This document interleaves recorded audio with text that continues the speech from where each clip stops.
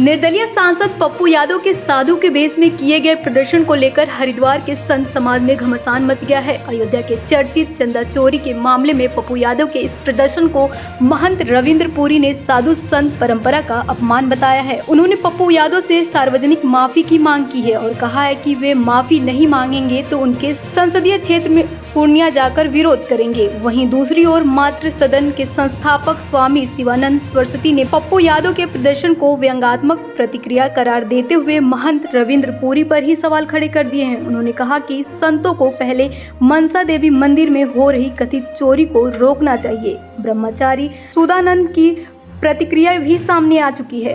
इस पूरे विवाद के बाद हरिद्वार का संत समाज दो खेमों में बंटता नजर आ रहा है। एक तरफ विरोध तो दूसरी तरफ समर्थन। न्यूज भी मिला है हमारे यहाँ के तथाकथित अखाड़ा परिषद के तथाकथित अध्यक्ष जो अपने अखाड़ा को एकजुट नहीं कर पा रहे हैं। साधुता को तो नामो निशान नहीं, साधु के भेष में ये लोग तो क्या है, इसका कोई ठिकाना नहीं। मनसा देवी मंदिर में एक पंडित जी हैं, वो आते रहते हैं, उनके साथ ये लोग क्या क्या कर रहा है, ये सब इसकी साधुता है। और नाटक करने का जो अधिकार सबको, नाटक ही तो व्यंग होता है रे मूर्ख, कहाँ से पढ़ के आया है। साधु में जब तक कुछ किया नहीं, कोई तंत्र मंत्र सीख लिया, उसी में अपने को साधु समझता है। किस ढंग से तुमको मनसा देवी का अध्यक्ष पद मिला हुआ है और कैसे हाईकोर्ट का आदेश का अवहेलना करते हुए तुम सर्वोच्च बना हुआ है, जबकि वहाँ पर ऑलरेडी डीएम के संरक्षण में होना चाहिए था। तो तुम अपने क्या कर रहा है अपना नहीं सोच रहा है। अब पप्पू यादव नाटक किया तो कौन गलती किया? ये तुम्हारा माननीय, तुम बोलता है माननीय चंपत राय, तो इसको तो माननीय कहता है। वो लोग चोरी किया है, इतना दिन तक तुम लोग समझ, तुम्हारे मनसा देवी में भी तो होता था, तभी तो तुमको बिना पॉकेट का ड्रेस बनाना पड़ा है। ये अपने आप में बताता है कि चोरी होता था, और अभी तुम कितना रोक पाएगा ये कहना कठिन है। हमारे member of parliament Pappu Yadav को मैं कहना चाहूँगा, मनोज तिवारी का ये गाना है, काहे गरवा अब क्या करना, आगे पीछे छानो जरवा। अब उनकी राजनीति समाप्त हो चुकी है, इसलिए उनका प्रयास है सनातन को बदनाम किया जाए। मैं कहना चाहूँगा पप्पू यादव जितने परेशान क्यों है, और पप्पू यादव कभी इन्होंने सनातन का समर्थन नहीं किया, हमेशा सनातन का विरोध किया है। वो सनातन विरोधी है, और उन्होंने जो संतों का अपमान किया है, इसके लिए बहुत जल्दी मैं एक मीटिंग बुलाऊंगा और इसका जवाब पप्पू यादव को हमें देना पड़ेगा। हमने देखा है पप्पू यादव बहुत परेशान व्यक्ति है, और पप्पू यादव हमेशा सुर्खियों में रहना चाहता है, इसीलिए उसने एक स्वांग रच के, आज भगवा पहन के उसने जो संतों की बदनामी की है, उसके लिए उसको जवाब हमें देना पड़ेगा। बहुत जल्दी मेरा प्रयास है, बहुत जल्दी मैं मीटिंग बुलाऊंगा, सभी संतों को एक करके हम बिहार में इसको जवाब देंगे। ये जहाँ से चुनाव जीता है वहीं हम जाएंगे, वहीं हमारे संत जाएंगे, और इसको हम वहाँ जो स्वांग इसने किया है ऐसा स्वांग बना देंगे कि ये जीवन भर के लिए स्वांग ही करता रहेगा।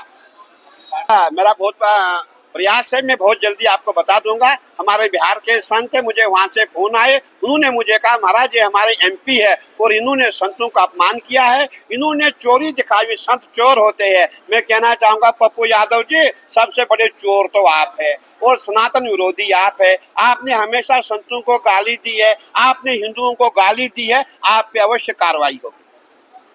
बिल्कुल बहुत जल्दी हम उन पे कार्रवाई करने वाले हैं, और अभी बहुत जल्दी से 1-2 दिन के अंदर मैं अखिल भारतीय अखाड़ा परिषद की मीटिंग बुलाऊंगा और उन पे कार्रवाई करूंगा। अयोध्या राम मंदिर चंदा चोरी मामला जो है लगातार तूल पकड़ता जा रहा है। हाल ही में पार्लियामेंट में विपक्षी दलों और पप्पू यादव के द्वारा हुए विरोध प्रदर्शन की प्रतिक्रियाएं हरिद्वार से भी आ रही हैं। हाल ही में मनसा देवी महंत रविंद्र पुरी के द्वारा इसका विरोध करते हुए पप्पू यादव पर कार्रवाई की मांग की गई है। हालांकि हरिद्वार से और भी महात्मा जो हैं उनकी प्रतिक्रियाएं आई हैं। अभी हमारे साथ इस समय मातृ सदन से अधिवक्ता ब्रह्मचारी सुदानंद जी हैं, उनसे जानते हैं कि उनका क्या कुछ कहना है। नमस्कार। नमस्कार। ये इस जो मामला चल रहा है इसको लेकर लगातार समाज में चर्चाएं चल रही हैं, इसको लेकर आपका क्या पक्ष है, क्या समर्थन है? क्या होती है तथाकथित, उसमें आप हनुमान जी को नचवाते हैं, आपको उस पर कोई आपत्ति नहीं, और उसका एक नाट्य रूपांतरण पूरे विपक्ष का विरोध था, उस पर एक नाट्य रूपांतरण होकर के लोगों के सामने सच रख के आपको आपका आईना दिखाने के लिए कुछ लोग वहां पर कोई एक वो करते हैं, तो इससे बड़ी आपको आपत्ति होने लगी। अरे महाराज, आप लोगों के बौद्धिक स्तर पे जितने भी आरएसएस भाजपा के ये बनाए हुए तथाकथित धर्माचार्य, एक बात तो हम स्पष्ट है कि ये किसी को कोई गाइड नहीं कर सकते हैं, इनका कोई अध्ययन नहीं है, कोई शिक्षा नहीं है, और ये जब बोलते भी हैं तो मैं ईमानदारी से बता रहा हूं कि लगता है कि कोई मूर्ख बोल रहा है। मैं नहीं समझता हूं कि इनकी बातों में कोई तथ्य है, ना कोई धर्म की बात है, केवल ये पॉलिटिकल एजेंडा जो ऊपर से एक आता है नैरेटिव, और उसको बोलने के लिए एक साथ सारे खड़े हो जाते हैं बोलने के लिए मीडिया में, अपने अपने इस तरीके के वक्तव्य डालने के लिए। आपके पास कोई लॉजिक है, कोई तर्क है? आप वहां पर बैठे हुए हैं जिस और रोज हमारे पास शिकायतें आती हैं इस जगह से कि आप क्या कर रहे हैं वहां पर बैठ करके, और किस हिसाब से आपका आप जिस मंदिर में और जिस अखाड़े में आप बैठे हैं चल रहे हैं। नहीं, तो अभी जो रविंद्र पुरी जी का जो बयान आया है, उन्होंने कहा है कि पप्पू यादव जी का विरोध हम उनकी सांसदीय सीट पर जाके करेंगे, महात्मा बड़ी संख्या में पहुंचे। बिहार को अंडर एस्टिमेट ना करें। पहली बात तो आप जिस जगह बैठे हैं ना, धामी जी जैसे एक बहुत ही, धामी जी का अपना जो बैकग्राउंड है, धामी जी जिस तरह के नेता है, वो क्या अंकुश लगाएंगे आप लोगों पर। आप बिहार के लोगों को अंडर एस्टिमेट ना करें। बिहार आंदोलन की भूमि है, और आप नहीं जानते हैं कि वहां पर आज भी उस तप का जो प्रभाव है उस भूमि में वहां पर अभी भी विद्यमान है। वहां के लोगों की ऊर्जा को, वहां के छात्रों की ताकत को, और वहां के संसदीय क्षेत्र में पप्पू यादव जिस जगह से आते हैं, या जो हम पप्पू यादव जी का पर्सनली समर्थन नहीं कर रहे हैं, हम हर उस विरोध का समर्थन कर रहे हैं जो कि सच के लिए खड़ा है, जो कि अभी सच की आवाज को जो दबाया जा रहा है लगातार, हम हर उस विरोध के लिए खड़े हैं। तो इसीलिए आप इसको अंडर एस्टिमेट मत करिए, इसको अपना अखाड़ा मत समझ लीजिएगा, बहुत बुरे खाइएगा मुखी। तो चंदा चोरी जो ये मामले निकल के आ रहे हैं, जगह जगह मंदिरों से चंदा चोरी विवाद को लेकर, इस पर आपका स्टैंड क्या है? देखिए हर जगह ये छोटे से बड़े स्तर पर ये लगातार हो रहा था, ठीक है।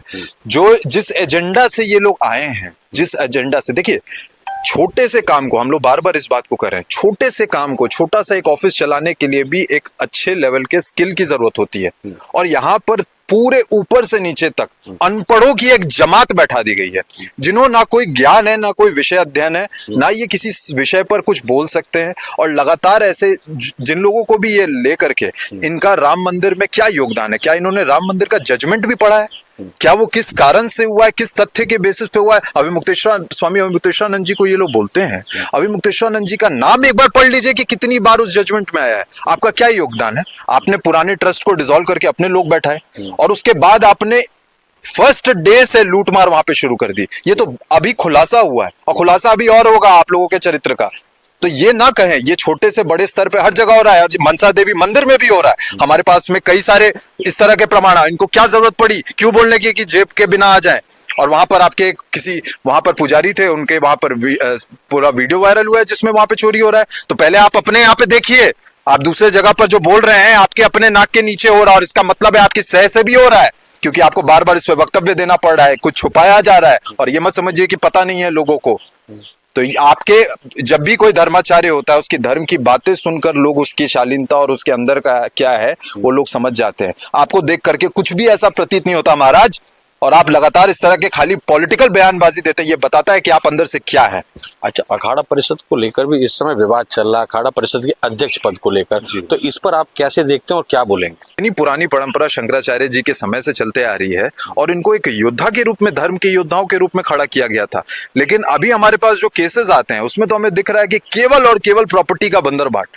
अभी यहाँ पर कितने सारे अखाड़ों की संपत्ति है जिनके लिए आता है कि भैया ये अखाड़े की संपत्ति थी, यहाँ पर ये बिल्डिंग खड़ी हो गई, ये बिल्डिंग खड़ी हो, साधुओं के अपने में प्रॉपर्टी विवाद, दिन रात का आपसी कलेश। तो ये अखाड़ा है क्या जिसको आप रिप्रेजेंट कर रहे हैं? आप किन साधुओं का नेतृत्व कर रहे हैं? कौन है वो साधु? क्या वो प्रतिनिधित्व कर रहे हैं? हम ये नहीं कह रहे कि अच्छे साधु नहीं, अच्छे महात्मा है, यहाँ से बहुत सारे जुड़े हुए भी आते भी हैं कुछ महात्मा जो अच्छे हैं। कहा जाता है, बार बार कहा जाता है, एक बहुत पुराना अंग्रेजी में वक्तव्य है कि आप जो है ना रिस्पेक्ट डिमांड नहीं कर सकते, रिस्पेक्ट कमांड किया जाता है। तो आप जो है रिस्पेक्ट मांग रहे हैं कि हम अध्यक्ष, हमको मानो, हमको मानो। आपसी लड़ाई आप लोगों की लड़ रही है। आपके अंदर में आपका आत्मिक विकास अभी तक साधु बनने के बाद इतना क्यों नहीं हुआ कि कोई माने ना माने हम साधु हैं? आप इस बिंदु पर क्यों नहीं है? आपको तो अपने पद की लड़ाइयां हैं, आप अपने आपस में इस तरीके से भिड़ रहे हैं, आपका समाज क्या आपको अनुकरण करेगा आपका? तो ये जो लड़ाइयां हैं ये दिखाता है कि ये अभी कितने छिछले स्तर पे ये लड़ाइयां हैं। इन लोगों में कोई साधुता दिखती नहीं है। जिस तरीके के बयानबाजी इस तरह के आते हैं, तो लड़ाई कर रहे हैं करें, लेकिन आपकी इस लड़ाई का कोई निष्कर्ष अच्छा कोई योग्य व्यक्ति सामने आ रहा होता तो हम इस बात में प्रतिक्रिया देने लायक भी नहीं है बात। अच्छा, तो अभी कितने साधुओं का समर्थन जो है इस बात को मिला है कि चंदा चोरी जो विरोध प्रदर्शन हुआ उसको लेकर कितने साधु आपके साथ? देखिए, चंदा चोरी में साधु हो ना हो, लेकिन जो राम भक्त हैं जिनकी सचमुच में श्रद्धा थी उस मंदिर में, लोगों के घर घर जा जाके, आपको पता ही होगा कि जो राम मंदिर का ईंट पत्थर से लेकर के जो उसकी दीवारें बनी, लोगों ने अपने गांव गांव से जा जाके उसके लिए चीजें इकट्ठा हुई, कई लोगों ने अपनी पूरी संपत्ति बेच बेच के राम मंदिर को डोनेट किया। तो उन लोगों की जो आस्था थी, राम एक मर्यादा पुरुषोत्तम, एक समाज के इतने बड़े हमारे भगवान जो हैं, इतने लोगों की जो धार्मिक आस्था, ये साधु तो देख लीजिए, ये साधु मैं अधिकांश इनमें से मानता हूं जो आज के समय में ये खड़े कर दिए गए हैं, ये पहले नहीं थे इस तरीके के, और ये केवल जो सरकार की भाषा बोलने लगे हैं, इनको नहीं मानता होगा इनको कोई आहत हुआ होगा, ये इनको कोई फर्क भी नहीं पड़ रहा होगा कि वहां पे चोरी हो गई, लेकिन राम भक्तों की तो जो आस्था थी उस पर तो बहुत गहरा आघात पड़ा है ना। तो हमारे पास कोई कुछ अच्छे साधु जो हमारे पास हैं, हरिद्वार में भी कुछ अच्छे साधु हैं, वो सब तो आहत हुए ही हैं बुरे तरीके से, हम सब आहत हुए, राम भक्त आहत हुए पूरे देश में कि इसके लिए लोग जो है चाहते हैं कि इसके लिए कुछ ठोस से ठोस अपराधियों के विरुद्ध में कदम उठाया जाए। लेकिन अब जब ये लोग हैं, इन लोगों को इस बात से कोई फर्क नहीं पड़ रहा है कि राम मंदिर में पप्पू यादव उस चीज को वहां पे वो कर दिया, अब इसके लिए हाहाकार मचा हुआ है। करते रहिए, आपका कोई बात अब सुनने नहीं वाला और ये बहुत कम समय चलने वाला है। तो ये कहना है मातृ सदन का कि राम भक्त जो हैं वो कहीं ना कहीं बड़ी संख्या में आहत हुए हैं। प्रदीप यदुवंशी की रिपोर्ट, दैनिक भास्कर डिजिटल के लिए, हरिद्वार से। राजनीति हो या क्रिकेट, देश विदेश की ब्रेकिंग हो या आपके मोहल्ले की बड़ी खबर, सब मिलेगा एक ही ऐप में, सबसे तेज और भरोसेमंद। अभी डाउनलोड करें दैनिक भास्कर डिजिटल।